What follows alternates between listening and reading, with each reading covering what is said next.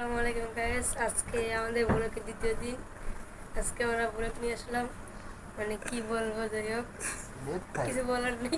আবার ব্লগ এটা ব্লগে আসলাম, এই দেখ পুরো ব্লগ ভিডিও বানাই এই দেখ কিন্তু কালকে আসলে আমরা এই তিনজন। ক্যামেরাম্যান এই সে মোহাম্মদ জাহিদ, আর ওরা দুজন মেহমান, ওদেরকে আমরা চিনের নাম জানি না।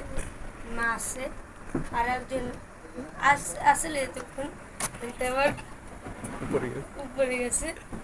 এখন কথা শুনে আমাদের যে লালটা, মানে আমার কত বলে লালটা এখন ক্যামেরা আমার দেখে দেখ। এখন কথা হবে মেহেদি।